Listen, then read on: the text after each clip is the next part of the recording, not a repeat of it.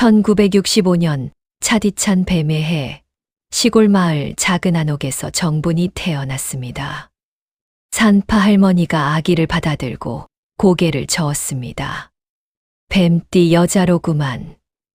팔자가 사나울 것이여. 어머니는 아기를 품에 안고 말없이 눈물을 흘렸습니다. 아버지는 돌아서서 마당으로 나갔습니다. 정부는 그렇게 태어났습니다. 축복보다는 한숨과 함께 세상에 나온 아이였습니다. 동네 사람들은 수군거렸습니다. 뱀띠 여자라며 독하겠네. 저 집 팔자 험하겠어. 어린 정부는 그 말들의 의미를 알지 못했지만 사람들의 시선이 차갑다는 것은 느낄 수 있었습니다. 어릴 적 정부는 조용한 아이였습니다. 말이 적었고 혼자 있는 시간이 많았지요. 친구들과 어울리기보다는 집안일을 도왔습니다.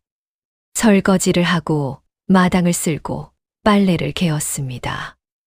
15살이 되었을 때 어머니는 심한 열병을 앓으시고는 돌아가셨습니다. 병원도 제대로 가보지 못한 채였지요. 정부는 울지 않았습니다. 눈물도 나오지 않았습니다. 강해야 해. 울면 안 돼. 어머니가 돌아가시자 아버지는 매일 술을 마시기 시작했고 정부는 모든 집안 살림을 도맡아 했습니다. 16의 소녀는 선택의 여지 없이 그저 일찍이 어른이 되어야 했었습니다. 20살이 넘어서도 정부는 시집을 가지 못했습니다. 뱀띠 여자라는 소문이 마을에 퍼져 있어서 중매를 서려는 사람도 없었습니다. 뱀띠 여자는 남편 잡아먹는다더라. 집안 망친다더라. 정부는 그 말들을 들으며 참았습니다. 또 참았습니다. 표정에 드러내지 않았지만 가슴 속에는 서러움이 쌓여갔습니다. 30이 되던 해에 시장에서 우연히 한 남자를 만났습니다. 목수 일을 하는 김씨 성을 가진 남자였는데 그는 정분의 띠를 알고도 개의치 않고 그녀를 진심으로 사랑해 주었습니다. 사람이 중요하지 띠가 뭐가 중요합니까? 정부는 처음으로 자신을 있는 그대로 받아주는 사람을 만났습니다. 두 사람은 결혼했고 작은 새방에서 살림을 꾸렸습니다. 행복했습니다. 짧았지만 진짜 행복이었습니다. 1년 후 그들의 사랑으로 눈에 넣어도 아프지 않는 아들을 낳았습니다. 작고 연약한 생명이었지만 정분에게는 태어난 그 아이가 세상 전부였습니다. 이름은 준호라고 지을까요? 좋습니다. 준호, 좋은 이름이네요. 남편이 웃으며 아기의 손을 잡아주었습니다. 정분도 웃었습니다. 오랜만에 느끼는 진짜 웃음이었습니다. 하지만 행복은 오래가지 않았습니다. 준호가 돌이 지난 어느 날 남편이 공사장에서 일하다 사고를 당했습니다. 높은 곳에서 떨어졌고 병원으로 옮겨졌지만 상태가 너무 심각해 손을 쓸 수가 없는 상태였습니다. 정분이 병원에 도착했을 때에는 남편은 이미 세상을 떠난 뒤였습니다. 하얀 천이 덮여 있었고 차가운 손만이 남아 있었습니다. 여보, 여보. 정부는 남편의 손을 잡고 불렀지만 대답이 없었습니다. 장례를 치르고 집으로 돌아왔습니다. 준호가 울고 있었습니다. 배가 고픈지 손을 빨며 울고 있었습니다. 정부는 아이를 안아 올렸습니다. 따뜻한 체온이 느껴졌습니다. 이웃집 할머니의 목소리가 들렸습니다. 역시 뱀띠 여자는 남편을 잡아먹는구만. 정부는 듣지 못한 척했습니다. 아이만 바라봤습니다. 그날 밤 정부는 아이를 재우고 작은 방에 홀로 앉았습니다. 남편의 옷이 걸려 있었고 그의 냄새가 아직 남아 있었습니다. 눈물이 나왔습니다. 처음으로 소리내어 울었습니다. 입을 막고 울었지만 그 느낌이 새어 나왔습니다. 이제 어떻게 살아야 하지? 하지만 오래 울 수는 없었습니다. 옆방에서 준호가 뒤척이는 소리가 들려서 울 수가 없었습니다. 정부는 눈물을 닦았습니다. 일어서서 거울을 봤습니다. 32살의 얼굴이 비쳤습니다. 지쳐 보였지만 눈빛만은 살아 있었습니다. 이 아이 하나만은 지켜야 해. 반드시 스스로에게 다짐했습니다. 세상이 뭐라 하든 뱀띠 팔자가 사납든 아들만은 잘 키워야 한다고 말입니다. 다음 날 아침 정부는 일찍 일어났습니다. 준호를 업고 시장으로 갔습니다. 일자리를 찾아야 했습니다. 식당에서 설거지할 사람 구합니다. 벽에 붙은 종이가 눈에 들어왔습니다. 정부는 그 가게로 들어갔습니다.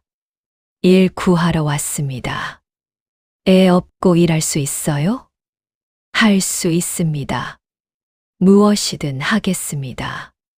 주인 아주머니가 정분을 위아래로 훑어봤습니다. 그리고 고개를 끄덕였습니다. 내일부터 나와요. 새벽 5시부터입니다. 감사합니다. 열심히 하겠습니다. 정부는 고개를 깊이 숙였습니다. 집으로 돌아오는 길, 준호가 웃으며 정분의 뺨을 만졌습니다. 작은 손이 따뜻했습니다. 준호야, 엄마가 잘 키울게. 꼭 잘 키울게. 아이는 알아듣지 못했지만 정부는 계속 말했습니다. 저녁이 되어 석양이 졌습니다.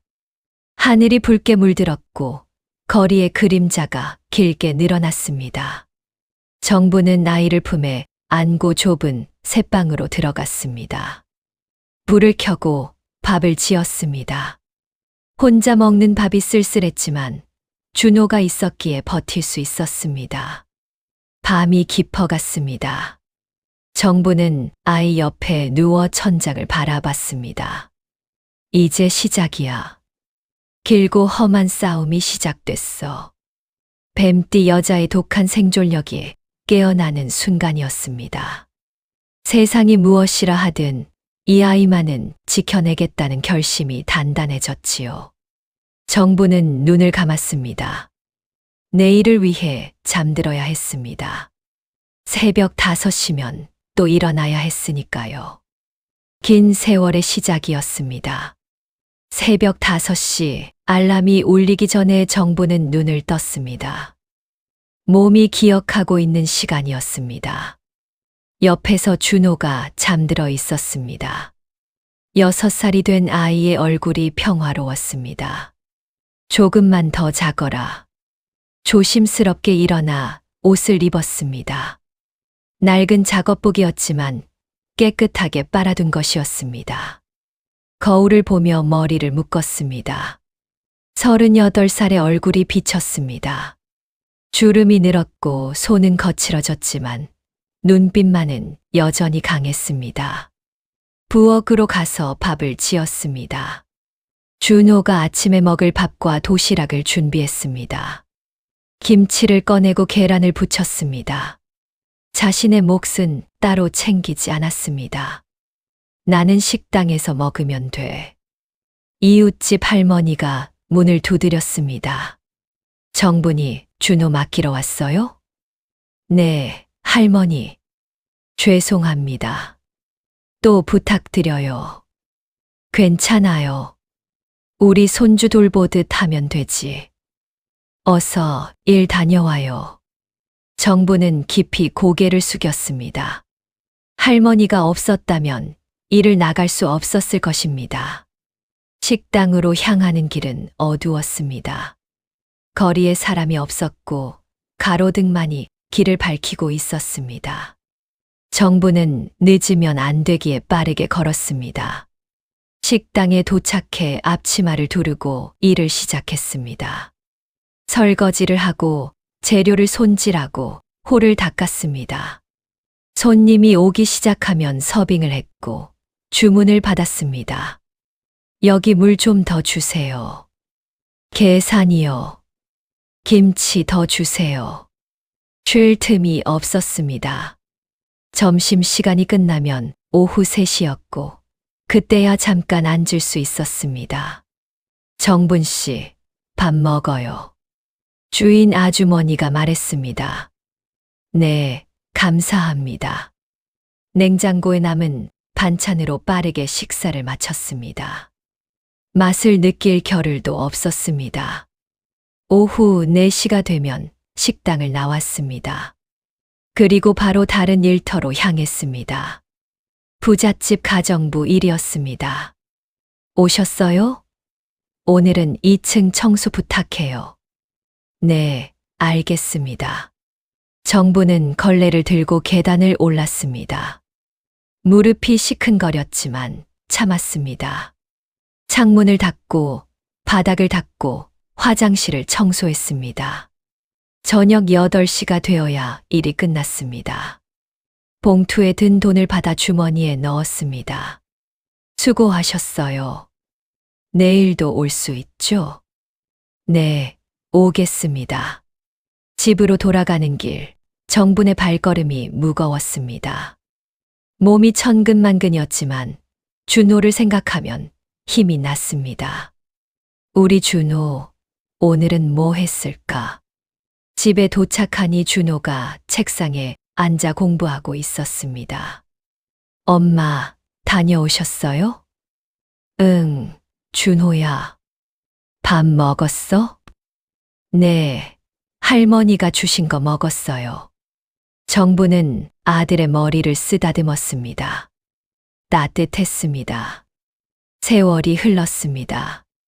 준호는 초등학교를 졸업하고 중학교에 입학했습니다. 정부는 여전히 새벽부터 밤까지 일했습니다. 식당 일, 가정부 일, 그리고 틈틈이 공장 일도 했습니다. 그렇게 시간은 흘러 준호가 고등학생이 되었을 때였습니다. 엄마, 대학 가고 싶어요. 그래야지. 공부 열심히 해라. 학원 다녀야 할 것 같은데. 알았다. 엄마가 알아볼게. 학원비는 비쌌습니다. 하지만 정부는 포기하지 않았습니다. 새벽 일을 하나 더 늘렸습니다. 신문 배달이었습니다. 새벽 4시에 일어나 신문을 돌렸습니다. 추운 겨울에도 더운 여름에도 쉬지 않았습니다. 손이 얼어붙고 발에 물집이 잡혔지만 참았습니다. 준호만 잘 되면 돼. 그것만 되면 돼. 준호는 열심히 공부했습니다. 밤늦게까지 책을 읽었고 학원에서 돌아오면 공부를 멈추지 않았습니다. 엄마, 저 대학 붙었어요. 서울에 있는 대학이요. 정말, 정말이야? 정분의 눈에 눈물이 고였습니다. 기쁨의 눈물이었습니다. 우리 준호, 잘했다. 정말 잘했어. 대학 등록금은 더 많았습니다. 하지만 정부는 방법을 찾았습니다.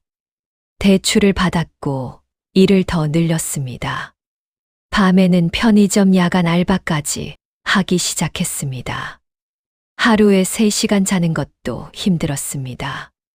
몸이 비틀거리고 어지러웠지만 준호를 생각하면 견딜 수 있었습니다. 준호는 대학을 졸업하고 취직했습니다. 서울에 있는 중견기업이었습니다. 엄마, 저 취직했어요. 그래? 잘했다, 준호야. 이제 제가 엄마 모실게요. 괜찮다. 내가 잘 되는 게 엄마한테는 최고야. 정부는 마음이 벅찼습니다. 오랜 세월의 노고가 빛을 보는 순간이었습니다.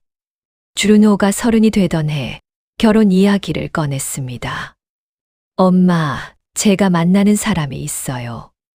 그래, 좋은 사람이야? 네, 착해요. 소개시켜 드릴게요. 정부는 기뻤습니다. 아들이 가정을 꾸린다니 이제 정말 제대로 된 삶을 살게 되는구나 싶었습니다. 며칠 후 준호가 여자를 데려왔습니다. 단정한 옷차림의 젊은 여성이었습니다. 어머니, 안녕하세요. 저는 최은이라고 합니다.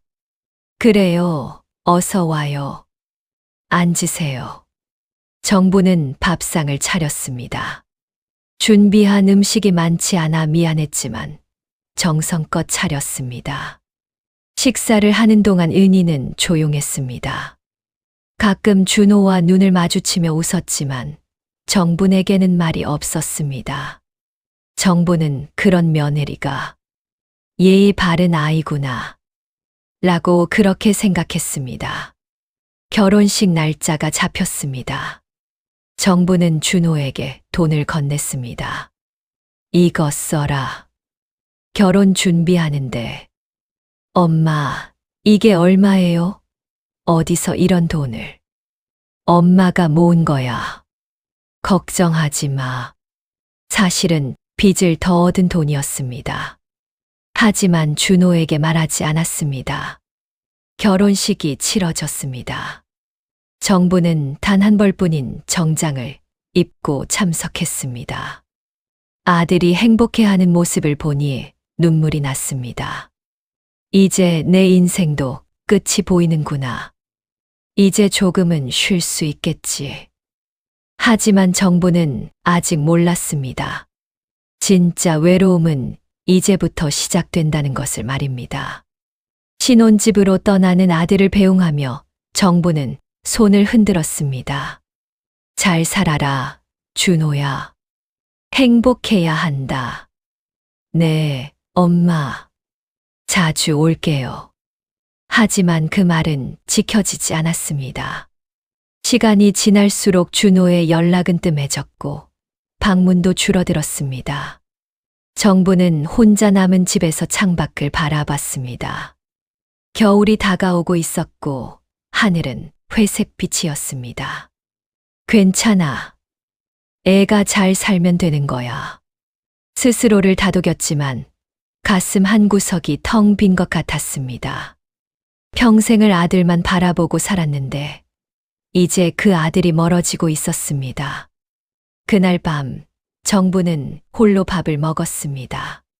텔레비전 소리만이 정막을 채웠습니다. 세월이 흐르면서 이런 날들이 점점 많아질 것이었습니다. 결혼한 지 6개월이 지났습니다. 정부는 아들 목소리가 듣고 싶어 전화를 걸었습니다. 신호음이 길게 울렸습니다. 한참 만에 준호가 받았습니다. 네, 엄마. 준호야, 잘 지내니? 네, 잘 지내요. 요즘 밥은 잘 먹고 다니고? 네, 먹고 다녀요. 짧은 대답이었습니다. 예전 같지 않았습니다. 주말에 한 번 들를 수 있겠니? 주말에. 글쎄요. 약속이 있어서요. 그래, 알았다. 바쁘겠구나. 네, 그럼 끊을게요. 전화가 끊어졌습니다. 정부는 꺼진 휴대폰을 화면을 바라보며 텅 빈 공허함을 느꼈습니다. 바쁘겠지. 신혼인데 스스로를 위로했습니다. 한 달에 한 번씩 전화했지만 준호의 목소리는 점점 더 멀어졌습니다. 통화는 짧아졌고 방문은 더욱 뜸해졌습니다. 명절이 되어 준호가 은희와 함께 찾아왔습니다. 정부는 일주일 전부터 준비했습니다. 음식을 장만하고 집을 청소하고 아들이 좋아하는 반찬을 만들었습니다. 현관문이 열렸습니다. 어머니, 다녀왔습니다. 그래, 어서 와. 은희도 왔구나. 안녕하세요, 어머니. 은희의 인사는 형식적이었습니다.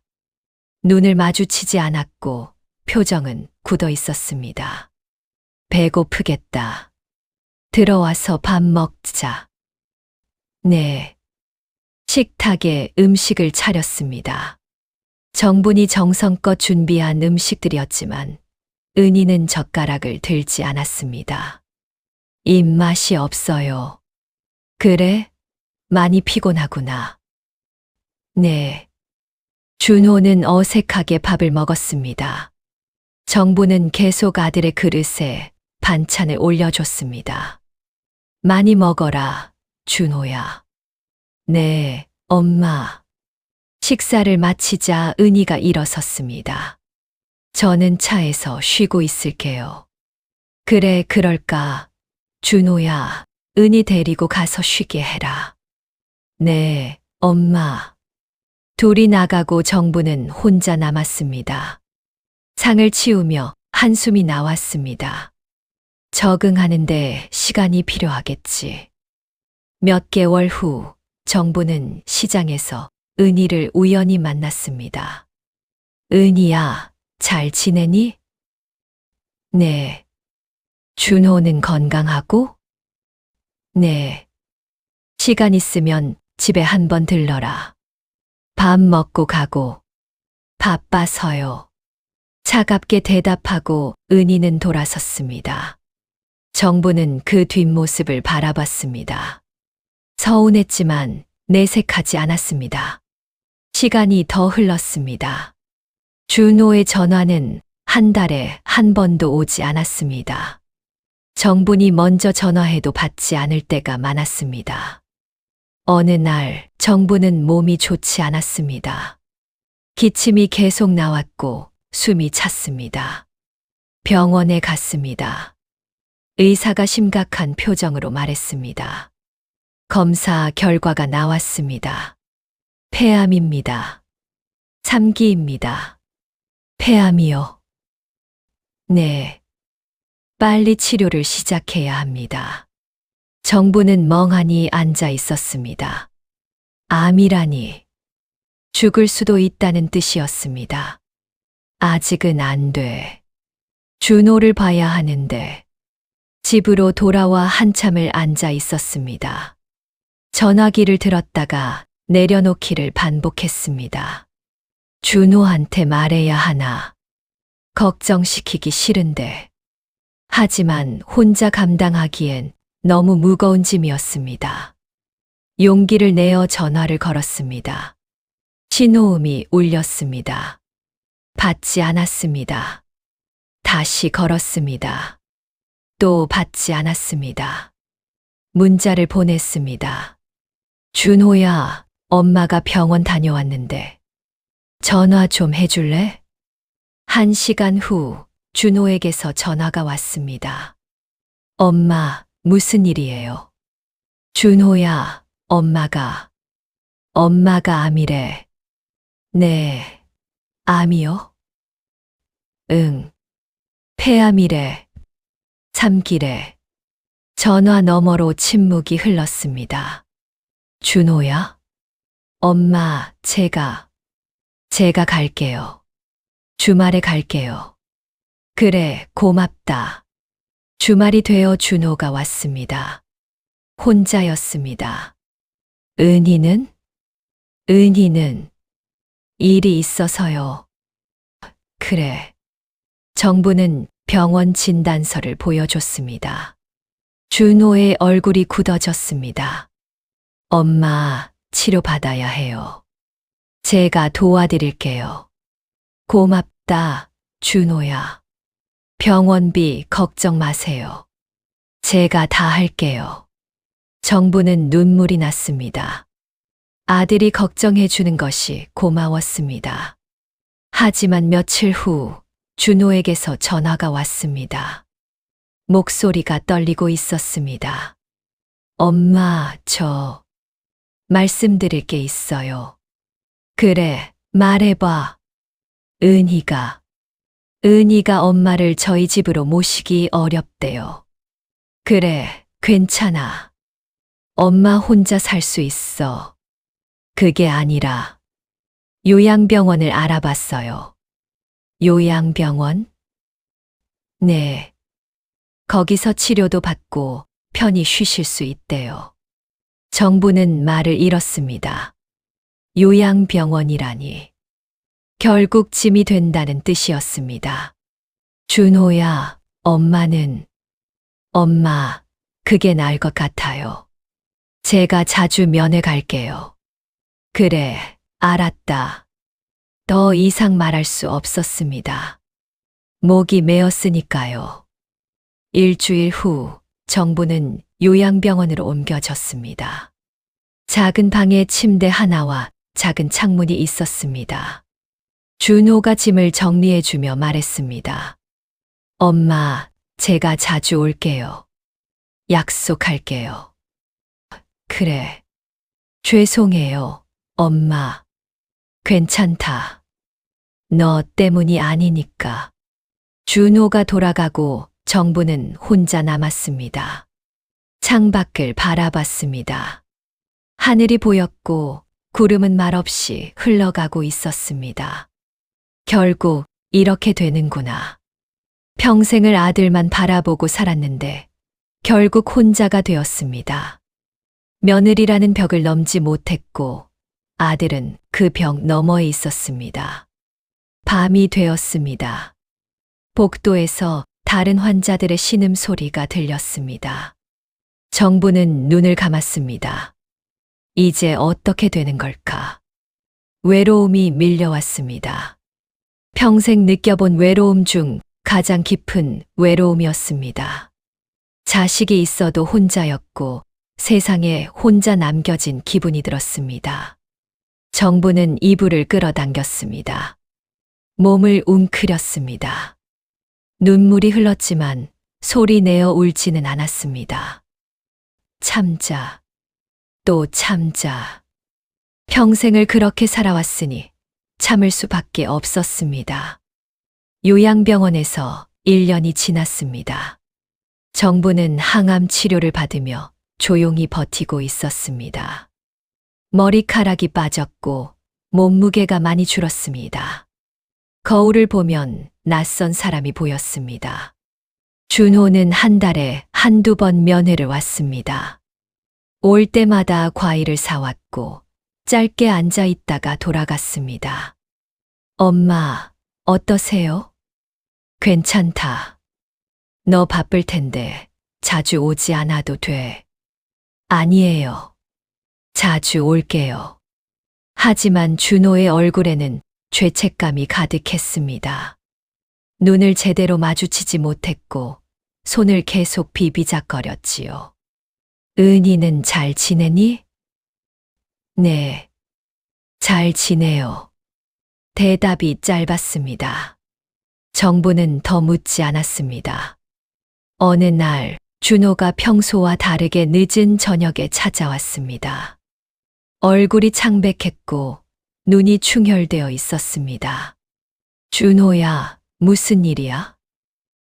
엄마. 준호는 말을 잇지 못했습니다. 입술이 떨렸고 눈물이 고였습니다. 말해봐, 무슨 일인데? 은희가 바람을 폈어요. 뭐라고? 다른 남자를 만나고 있었어요. 회사 상사래요. 이미 1년 전부터였대요. 정부는 말을 잃었습니다. 준호의 어깨가 떨리고 있었습니다. 이혼하자고 했어요. 재산도 반반 나누자고요. 그래서 집도 팔아야 해요. 예금도 나눠야 하고요. 저는 이제 아무것도 없어요. 준호가 눈물을 뚝뚝 흘리며 고개를 떨구고 있었습니다. 정부는 아들의 손을 잡았습니다. 차가웠습니다. 괜찮다. 다시 시작하면 돼. 엄마, 죄송해요. 제가 엄마한테 너무 못했어요. 지나간 일이야. 은희 말만 듣고 엄마를 이런 데 보냈어요. 제가 비겁했어요. 준호는 정분의 손을 꽉 쥐며 울었습니다. 중년 남자의 눈물이었습니다. 이제라도 알았으면 됐어. 너무 자책하지 마. 엄마. 며칠 후 이혼이 성사되었습니다. 준호는 집도 없고 저축도 없는 신세라 회사 기숙사에서 지내게 되었습니다. 그 후로 준호는 매주 면회를 왔습니다. 토요일마다 어김없이 나타났습니다. 과일만이 아니라 도시락도 싸왔고 직접 식사를 챙겨올 정도로 살갑게 엄마를 챙겨주었습니다. 엄마, 오늘은 제가 만든 미역국이에요. 맛봐주세요. 고맙다, 준호야. 맛있어요? 응, 맛있다. 준호는 정분의 손을 주물러주고 머리를 빗겨주고 방을 청소했습니다. 지극정성이었습니다. 엄마, 발 마사지 해드릴게요. 괜찮아. 그냥 앉아 있어. 아니에요.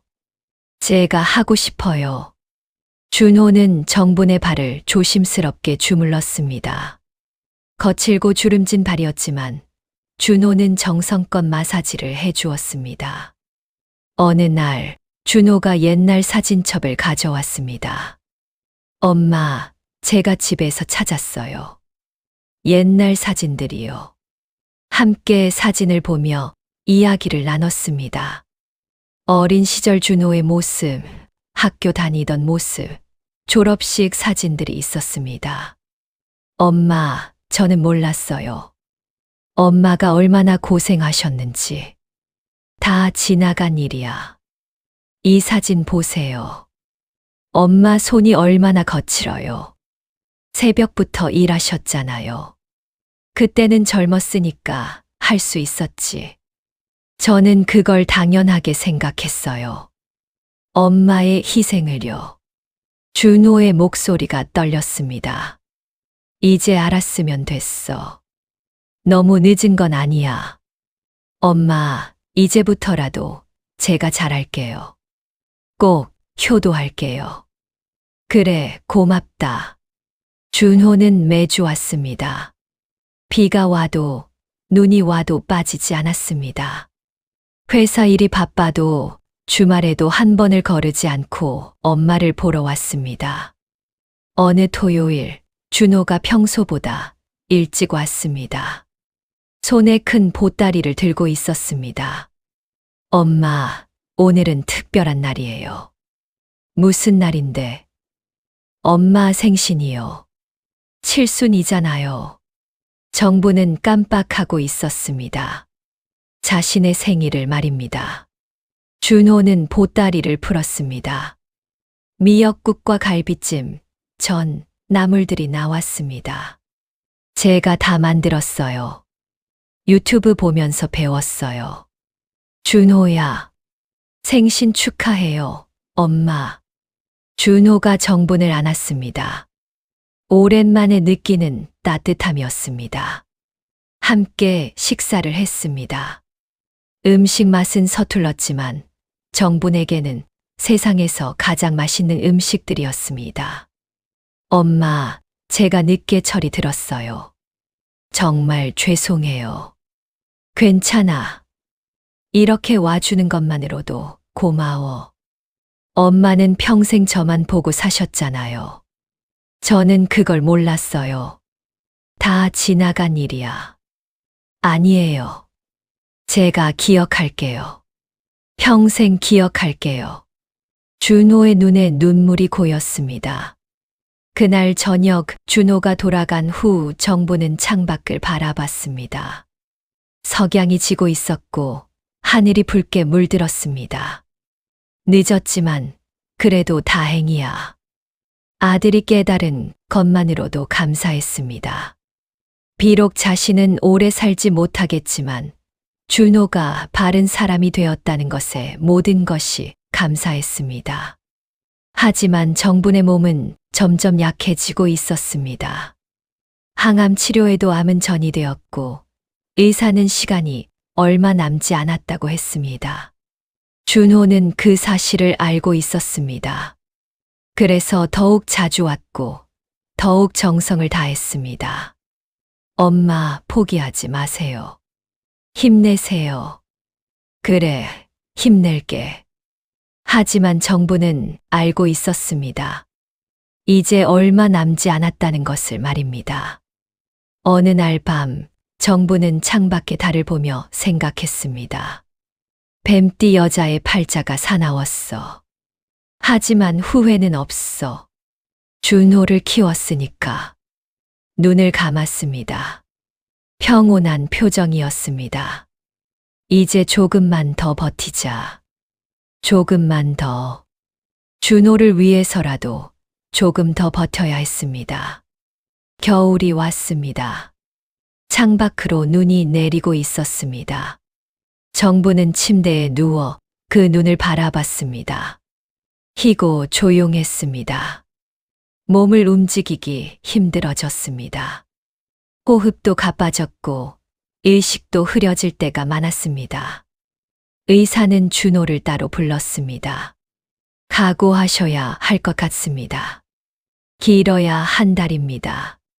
준호는 무너졌습니다. 복도 벤치에 앉아 얼굴을 감싸 쥐었습니다. 엄마, 엄마. 병실로 돌아갔을 때 정분이 눈을 떴습니다. 준호야, 왔니? 네, 엄마. 눈이 오네. 네, 많이 와요. 예쁘다. 정분이 미소를 지었습니다.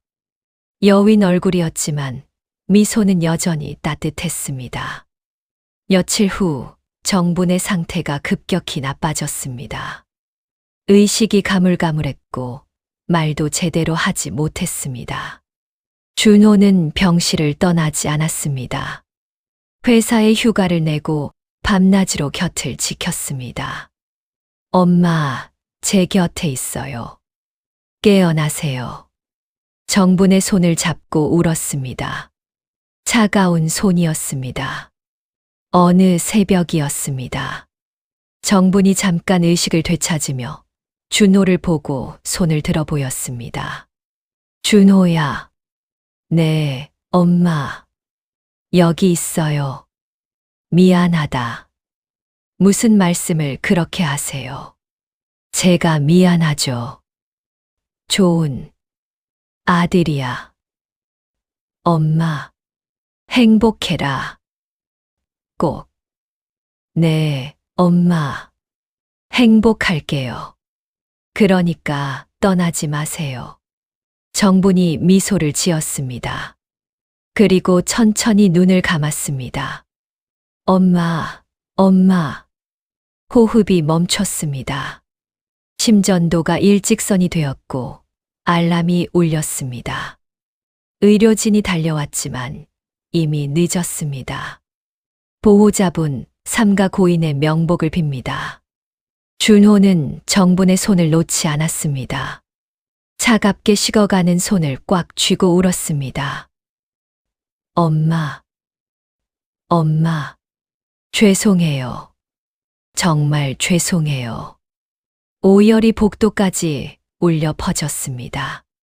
장례식이 치러졌습니다. 조문객은 많지 않았습니다.